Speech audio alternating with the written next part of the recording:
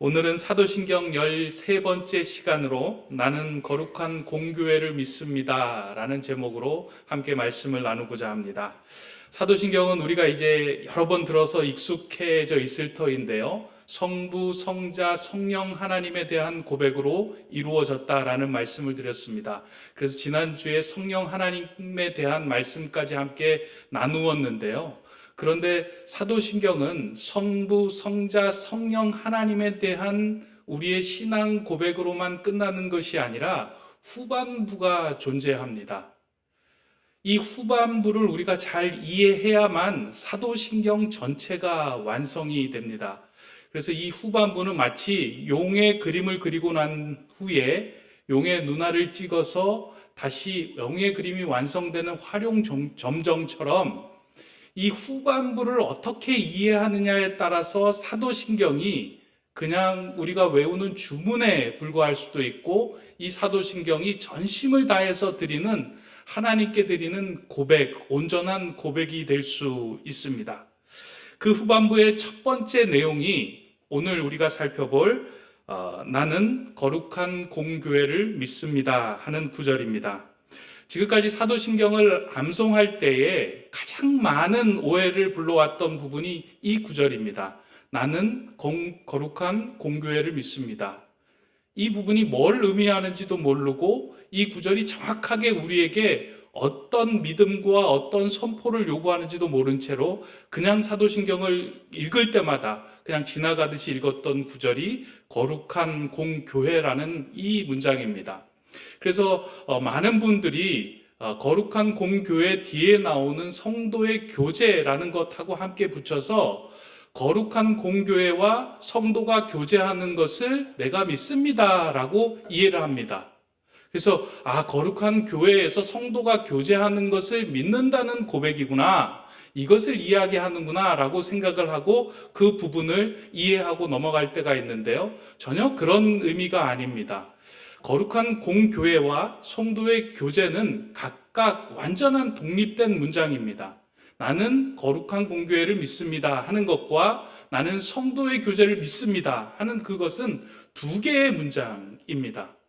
또 한 가지로 이 부분을 가지고 오해하는 것은 이 거룩한 공교회다라고 하는 것이 영어로는 더 홀리 캐톨릭 처치라는 말이다 보니까 일부 개신교회 사람들이 이건 캐톨릭 교회를 믿는구나, 캐톨릭에 대한 신앙 고백이구나, 우리 개신교에서는 해야 돼서는 안 되는 고백이구나 라고 오해를 하는 분이 있고요. 또한 예전에 우리 개역 한글판에는 거룩한 공회라는 말로 우리가 사도신경을 고백을 했습니다. 이 구절을 가지고 이단에서는 이 공회는 예수께서 산에 드린 공의회에서 십자가에 달려 돌아가시는 결정을 했기 때문에 그 공회를 믿는다고 이야기하는 것은 우리가 고백해야 되는 것이 아니라 사도신경이 오류다라고 주장을 하기도 합니다. 그러니까 이 사도신경의 이 구절 하나로 인해서 여러 가지 오해와 또 잘못된 이해들을 통해서 이 구절을 고백을 하고 있는데요. 여러분들은 어떤 마음으로 이 구절을 고백하고 있습니까? 오늘은 그에 대해서 좀 이렇게 상세하게 살펴보려고 하는데요. 이 사도신경의 거룩한 공교회다, 이 부분을 우리가 제대로 이해하지 못하고 고백한다면 사도신경의 전체가 모호해집니다. 그러니까 우리 신앙 고백 자체가 모호해진다는 의미입니다. 왜냐하면 후반부에서 말하는 이 구절은 사도신경을 하고 있는 우리의 정체성과 우리는 어떻게 살아가야 하는지에 대한 삶의 방향을 제시하는 구절이 이 구절로부터 시작이 되기 때문입니다. 그러니까 사도신경의 성부, 성자, 성령 하나님을 고백하는 너는 누구이냐, 너의 정체성과 그러면 어떻게 살아가야 하는가, 삶의 방향을 제시하는 부분인데 이것이 모호해지면 사도신경도 모호해지고 성도로서의 삶이 모호해진다는 의미입니다. 그래서 오늘 이 구절을 한 구절 한 구절 좀 살펴보면서 정확하게 함께 이해하기를 원합니다. 오늘의 구절을 보다 정확하게 이해하기 위해서 먼저 우리가 한 가지 이해해야 될 그 단어가 있는데요. 그것은 교회라는 말입니다. 여러분들 오랫동안 교회에서 신앙생활 하셨잖아요. 그래서 교회에 대해서 이제는 다 알고 계실 겁니다. 여러분들은 교회라고 하면 뭐가 가장 먼저 많이 이렇게 퍼뜩 떠올리시나요? 높은 뜻 세움교회 하면 가장 많이 이렇게 가장 빨리 떠오르는 게 뭐예요?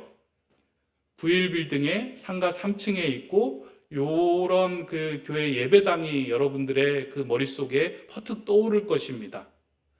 근데 교회라고 할 때요, 우리가 먼저 떠올라야 하는 거는 건물이 아니라 교회는 사람을 의미합니다. 교회를 헬라어로는 에클레시아라고 이야기를 하고 있는데요.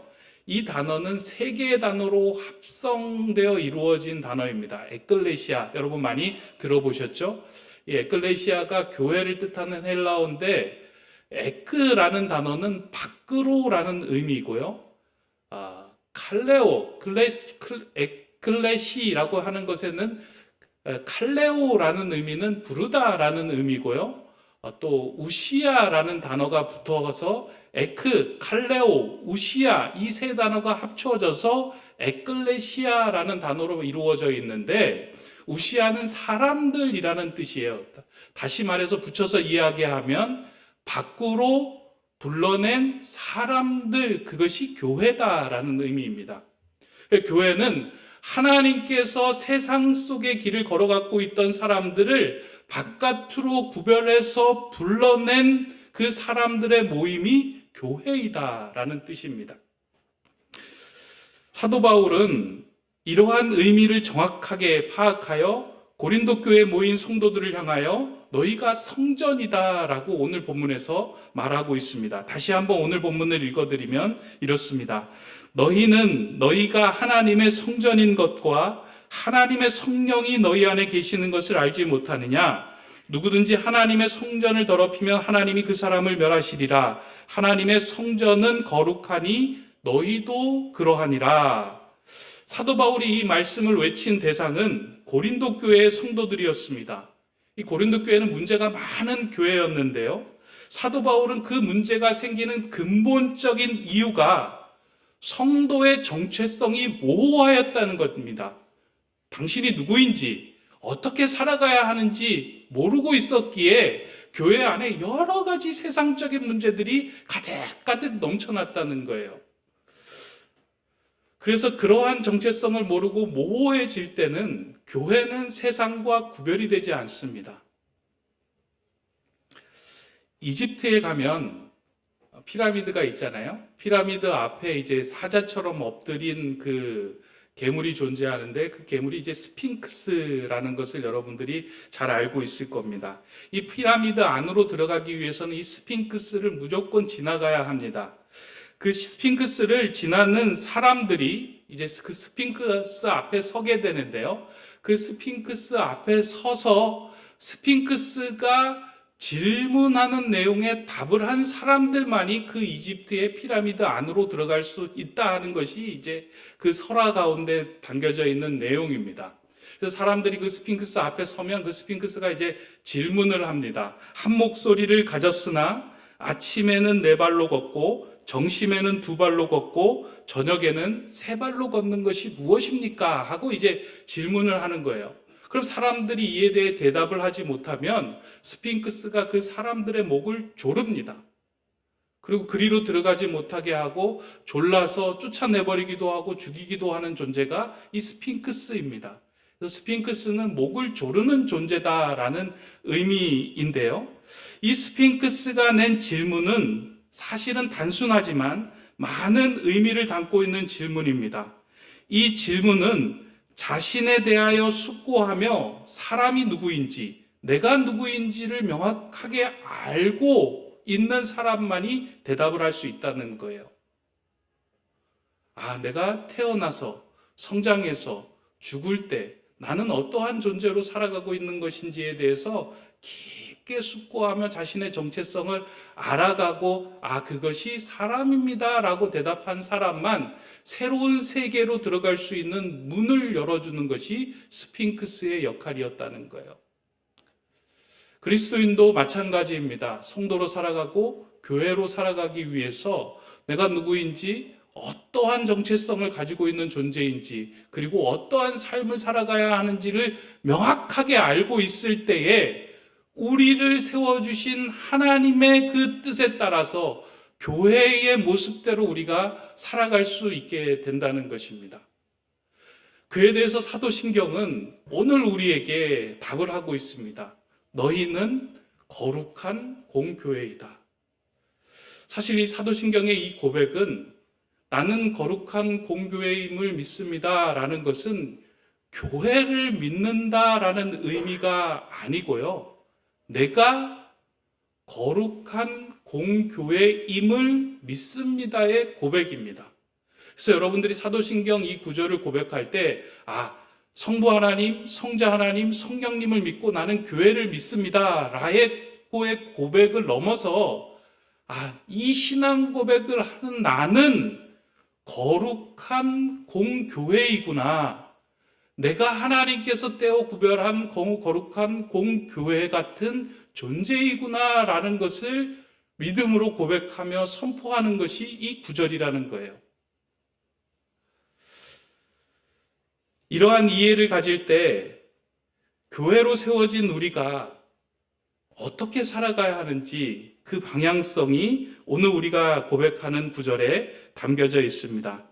사실 성경에서는 교회가 무엇을 품고 살아가야 하는지 그것에 대해서 설명하는 구절들이 참 많이 있습니다. 교회가 어떠해야 하며 어느 방향으로 나가야 하는지 많이 설명하고 있는데요.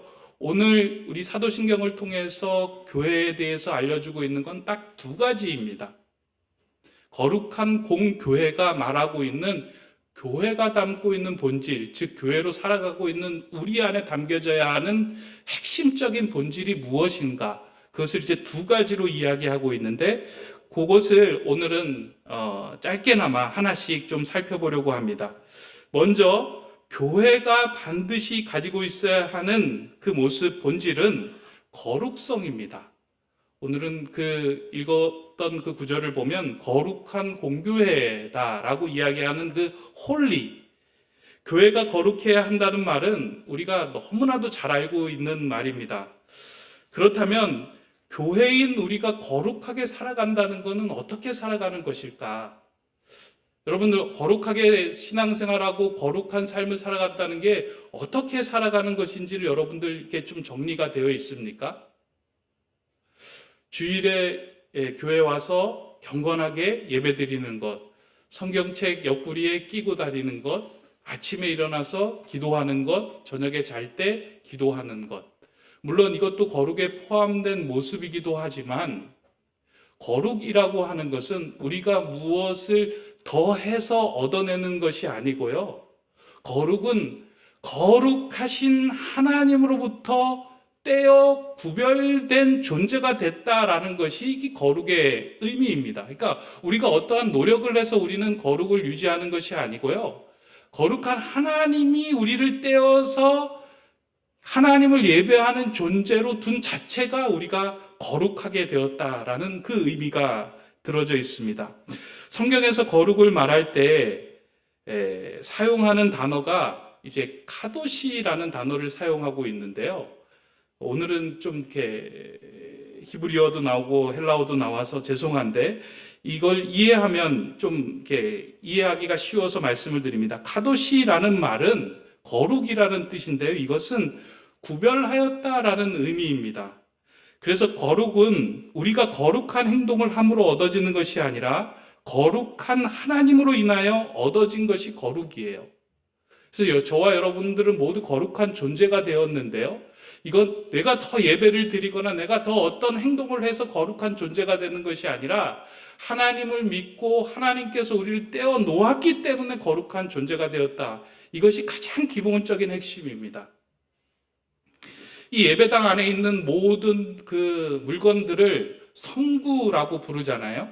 이 강단에 놓여 있는 이 강대상을 성구라고 부르고 이 마이크도 성구라고 부르고요. 우리가 사용하고 있는 여러분들이 앉아있는 의자도 교회 안에 들어있기에 성구라고 부릅니다.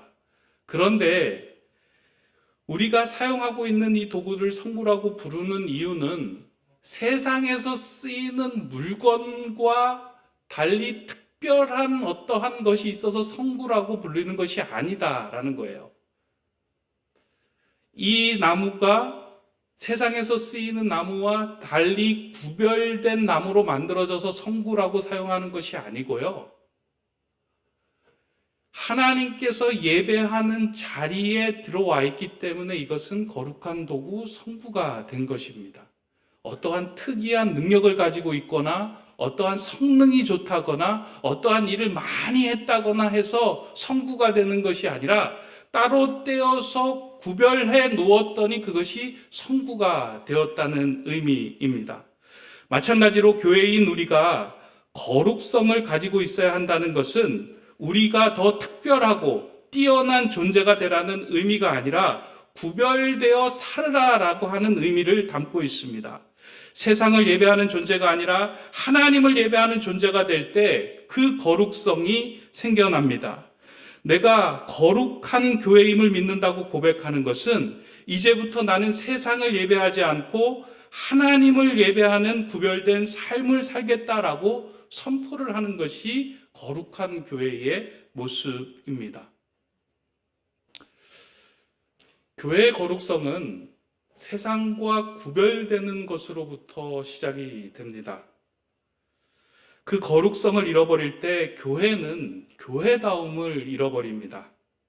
그리고 쓸모없는 소금처럼 세상에 짓밟히는 존재가 됩니다. 오늘 많은 교회들이 세상 사람들에게 짓밟히는 이유는 교회가 가지고 있는 가장 중요한 구별된 거룩성을 잃어버렸기 때문입니다. 세상 사람과 교회의 성도가 생각하는 것들이 전혀 구별되어 있지 않습니다.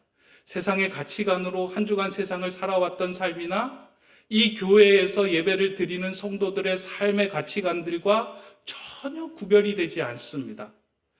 교회에서는 성부, 성자, 성령 하나님을 믿음으로 입으로 고백하고 있지만 거룩한 구별된 삶이 없을 때에는 그 아무리 많은 고백을 할지라도 그의 삶은 세상과 구별되지 않고 하나님을 예배하는 성스러운 거룩한 삶이 되지 않게 됩니다.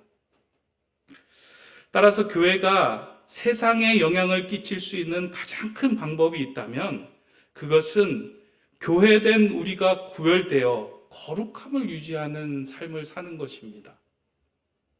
그러니까 구별된 삶을 사는 것이 거룩의 삶이라는 거예요. 거룩함을 유지하는 삶을 다른 말로는 성화라고 합니다. 근데 이 성화도 우리가 좀 오해를 하는 것이 하나 있는데요. 우리가 무엇을 하는 것이 성화가 아니라 우리에게 들어온 세상적인 습관과 행동을 잘라내는 것, 그것이 성화의 삶입니다. 앞서서 말씀드린 카도시라고 하는 단어에서 파생된 영어 단어가 잘라낸다라고 하는 커트라는 말이 이 카도시부터 파생되었습니다. 그래서 이 커트라는 말은 잘라낸다라는 뜻인데요. 거룩하게 되고 성화된다라는 것은 무엇을 더하는 삶이 아니라 우리 안에 들어왔던 세상적인 습관과 세상적인 가치관들을 잘라내는 것이 거룩입니다. 교회 안에 우리가 들어와서 예배할 때요, 무엇을 채워가는 것이 아니고요, 이 예배의 자리가 구별되기 위해서는 하나님, 내가 가지고 있는 세상의 습관과 가치관들을 이 자리에서 잘라냅니다 하고 하나둘씩 잘라내는 것이 성화이며 교회의 모습입니다. 최근에 옥상에 이제 식물을 많이 심다 보니까요, 이제 성도님들이 저에게 식물을 키우는 법을 잘 알려줍니다. 토마토를 심고 이제 토마토를 이렇게 잘 자라게 하는 방법에 대해서 한 성도님들이 오셔서 한 말씀이, 목사님, 토마토 열매를 잘 키우려면 가지치기를 잘 해야 됩니다. 이 영양분이 온전히 토마토의 열매에 가기 위해서는 쓸데없이 가지에서 영양분을 흡수하지 않도록 가지를 잘 잘라내주면 됩니다. 그래서 그분의 말씀을 듣고 가지를 잘라냈더니요, 토마토가 잘 맺혀지는 거예요. 다른 것에 집중하지 않고 오직 한 가지에 집중할 수 있도록 잘라내기 시작을 하니까요, 그게 자라고 그게 아름다운 열매로 맺어지기 시작을 합니다. 거룩함을 유지한다라고 하는 것은 우리가 이 땅을 살아가는 우리가 교회 안에서 살면서 세상적인 가치관과 세상적인 생각들에 의존해서 우리의 모든 것들을 끌어다녀서 교회에서 고백하고 강구하여서 얻어내는 것이 아니고요. 잘라내는 거예요. 하나씩 잘라내면서 주님에게 집중할 수 있도록 잘라내기 시작하면 내 안에서 성령님이 활동하기 시작하고요. 성령의 열매가 맺혀지기 시작을 합니다. 내 안에 있는 세상의 습관과 가치관을 잘라내고 성령 하나님이 내 안에서 활동하시도록 열매를 맺도록 돌보는 일이 교회가 가지고 있어야 하는 거룩함이고 구별된 삶입니다. 그러다 보니까요, 교회 안에서 우리가 신앙생활을 할 때 잘라내는 일들이 사실은 많이 있어야 됩니다.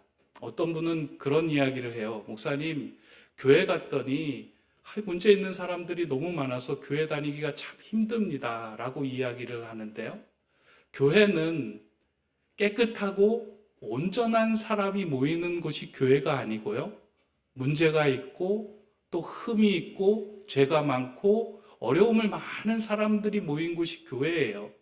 그런데 그것으로 교회가 끝나면 안 돼요.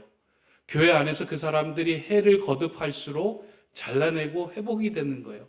죄를 잘라내고 습관을 잘라내고 흠을 잘라내고 오래된 구습을 잘라내면서 조금씩 주님을 닮아가는 모습을 가지고 살아가는 것이 교회의 모습입니다. 좋은 병원은 환자가 없이 정상적인 사람이 많은 곳이 좋은 병원이 아니고요. 좋은 병원은 환자가 많은데 그 환자들이 조금씩 회복되어 변화가 일어나는 병원이 좋은 병원이고 좋은 곳입니다. 마찬가지로 내가 거룩한 공교회를 믿습니다. 내가 거룩한 교회입니다 라고 고백하는 그 순간부터는, 그러면 이제부터는 내 안에 들어와 있는 세상적인 것들을 나는 가지치기 하며 잘라내며 구별된 삶을 살아가겠습니다 고백하는 것이 오늘 우리가 사도신경을 통해서 고백해야 하는 그 거룩한 공교회의 의미입니다. 높은 세움교회 성도로 오셨으면요, 그리고 이 자리에서 예배하시면서요, 저는 여러분들이 여러분들의 마음속에 있는 것들이 하나 둘씩 잘라졌으면 좋겠어요. 오직 주님에게 집중하여 주님이 맺혀주시는 열매가 1년이 지나면, 2년이 지나면, 3년이 지나면 많이 맺혀지는 성도님들이 되었으면 좋겠습니다. 그것을 고백하는 것이 나는 거룩한 공교회임을 믿습니다 하는 고백입니다. 이게 거룩성입니다. 두 번째로 교회가 가지고 있어야 하는 것은 보편성입니다. 이에 대해서도 오해가 많았다고 말씀을 드렸습니다. 거룩한 공교회라고 하는 표현이 영어로 The Holy Catholic Church이기 때문에 여기서 말하는 캐톨릭을 천주교, 카톨릭이라고 이해하는 분들이 참 많이 있었습니다. 그런데 여기서 말하는 캐톨릭은 천주교를 의미하는 것이 아니고요, 보편적인, 우주적인 의미를 담고 있는 단어입니다. 그러니까 교회는 어떤 하나의 개교회가 아니라 예수 그리스도를 머리로 삼고 이 땅에 있는 모든 교회는 하나의 지체가 되어서 보편적이고 우주적인 교회로 연결되어 있다. 나는 그런 교회를 믿습니다. 그리고 내가 그러한 공동체이며 내가 그러한 지체임을 믿습니다 하는 고백이 거룩한 공교회임을 믿습니다의 고백입니다. 우리가 아는 장로교, 감리교, 침례교의 구분은 이 땅에서 만들어진 분파이지 예수님께서 구분하여 두신 것이 아닙니다. 그렇게 이 땅에 있는 모든 교회는 예수 그리스도의 몸으로 다 하나이다, 이것을 믿는다라고 하는 것이 나는 보편적인 교회를 믿습니다의 고백입니다. 이것을 알고 있는 것은 참 중요합니다. 성도들이 내 자신이 교회이며 우리는 보편적이고 우주적인 교회입니다를 믿기 시작할 때요, 우리의 삶 속에서 있었던 선들과 경계선들이 다 허물어집니다. 사실 지금까지 교회를 다니고 있는 우리들은 너무나도 많은 선을 그으며 살아가고 있습니다. 그래서 어떤 공동체가 하나 결성이 되면요, 그 안으로 들어가기가 참 힘들어요. 세움교회가 생겨나면요, 바깥으로부터 그 교회 안으로 들어오기 힘들고요. 만약에 찬양대가 생기면 찬양대가 생기는 그 똘똘 뭉치는 그 속으로 누군가가 들어가기가 어려운 거예요. 그러나 보편적인 교회는 우리가 다 몸의 지체라는 거예요. 어디든 들어갈 수 있고 어디든 참여할 수 있고 어디든 함께 연결되어 있는 존재라는 것입니다. 교회도 마찬가지입니다. 이 땅에 있는 모든 교회가 하나의 교회라고 생각할 때는 내 교회 이기주의를 버릴 수 있게 됩니다. 저쪽 교회가 어려우면요, 우리 교회 예산을 털어서 저쪽 교회를 도울 수 있고요, 저쪽 교회에 있는 성도들을 우리도 도우며 함께 할 수 있습니다. 그러나 우리가 내 자신, 내 가족, 나의 신앙만을 자꾸 생각하고 우리가 보편적인 교회다라는 것을 잃어버리기 시작할 때 교회는 너무 협소해지고 자꾸 선과 경계가 명확해지고 뚜렷해집니다. 그때 우리가 고백하는 것이 나는 거룩한 공교회를 믿습니다의 고백이, 나는 이 선과 경계를 지우는 삶을 살겠습니다. 이것을 인정할 때 우리는 다른 사람들을 함부로 대할 수 없습니다. 우리 몸에도 그렇잖아요. 우리의 몸을 보면 유난히 일을 많이 한 곳이 있고요, 또 유난히 눈에 띄게 그냥 일 안 하고 그냥 거저 먹으며 이렇게 살아가고 있는 부분이 있어 보입니다. 교회 안에도 마찬가지입니다. 어떤 분은 일을 많이 하는 것 같고 어떤 분은 일을 안 하는 것 같아서 저 사람은 왜 일을 하고 저 사람은 왜 일을 안 하고 라는 이야기로 서로를 이렇게 선을 긋고 서로에 대해서 함부로 대하는 일들이 많이 있습니다.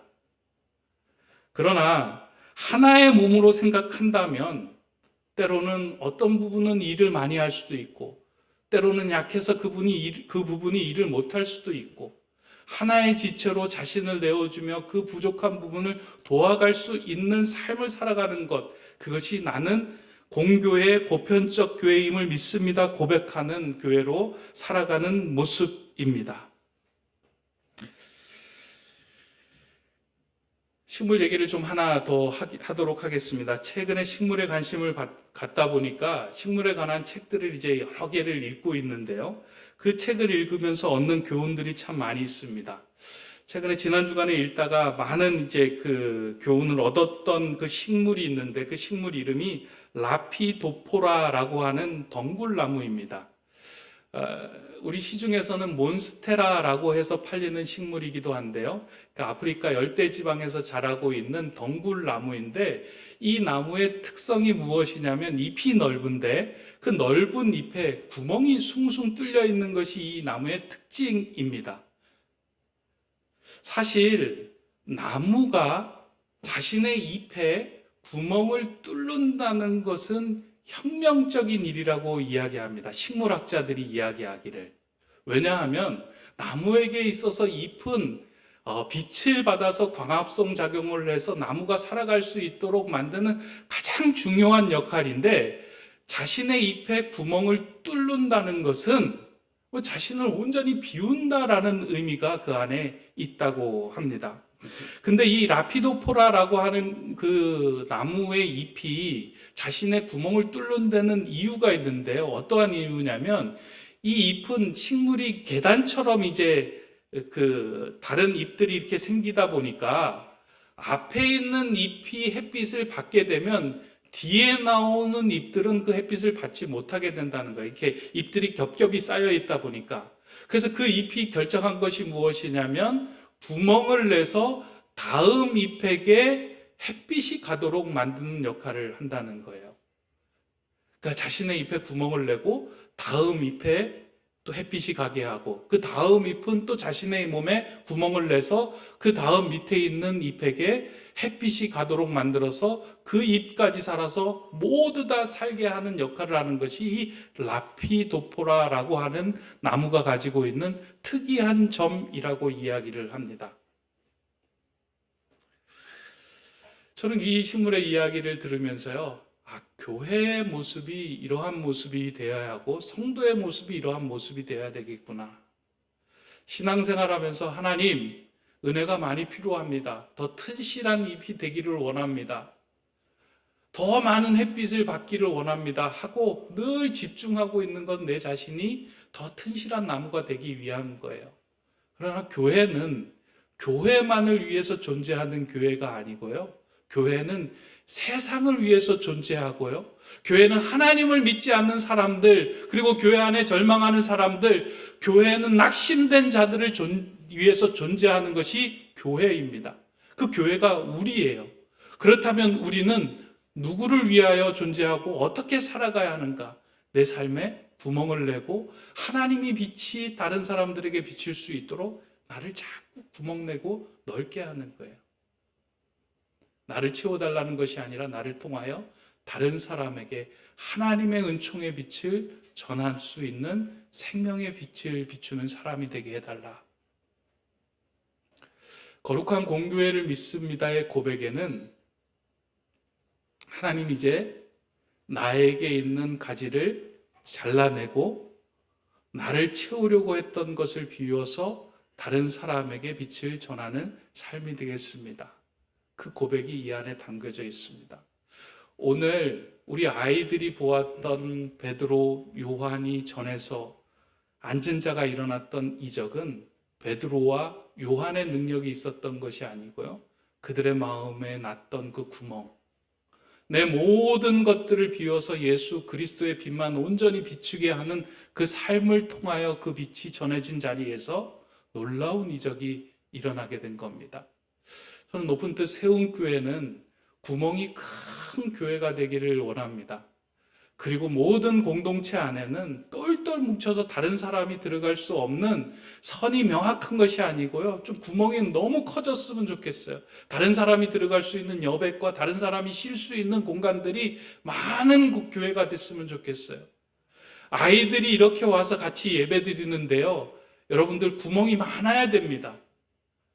이거 어른 예배 아이들이 와가지고 이거 답답해 이렇게 생각하면 안 됩니다. 우리 교회 공간 구석구석마다 아이들이 들어가서 여기는 내가 쉴 수 있는 공간이 많구나, 나를 반겨주는 어른들이 있구나, 내가 하나님을 찾아서 예배할 수 있는 공간들이 되는구나라는 그 구멍들이 곳곳에 생길 때에 아이들이 신앙 안에서 자랄 수 있게 되는 겁니다. 가정에서도 마찬가지예요. 부모가 너무 꽉 차 있으면요, 아이들이 들어갈 수가 없어요. 그 구멍이 좀 있어야 됩니다. 아이들을 받아들여 줄 수 있는 구멍. 우리 교회 성도님들은요, 너무 꽉 차 있는 성도가 안 됐으면 좋겠습니다. 그래서 다른 사람들이 말을 걸어도 그 사람을 넉넉하게 받아줄 수 있는 여유와 여백과 그 구멍들이 숭숭 있어서 저분에게 가니까 너무 좋구나, 빛이 비추는구나. 그런 교회가 거룩한 공교회의 모습이며 보편적 교회의 모습입니다. 거룩한 공교회를 믿습니다. 이 고백을 그냥 믿음의 대상으로 그리고 믿음의 고백으로만 하는 것이 아니고요. 하나님, 내가 이제 그런 교회로 살아가겠습니다. 삶을 살겠습니다의 고백으로 이어가야 합니다. 그런 고백을 이어가는 우리 높은 뜻 세움교회 성도님들 되시기를 주님의 이름으로 축원합니다. 사랑의 하나님, 우리를 불러 주님의 교회라 칭하여 주심에 감사를 드립니다. 주님의 부름에 합당하게 살고자 내가 거룩한 공교회임을 믿습니다의 고백을 진심으로 드립니다. 내 안에 거룩성이 회복되게 하시고 주님을 머리로 삼은 지체로 이 땅에 그어진 성과 경계를 허물며 마음의 구멍과 삶의 구멍을 내며 하나님의 빛이 가득 비치는 보편적 교회로 살아가게 하여 주시옵소서. 예수 그리스도의 이름으로 기도드립니다. 아멘.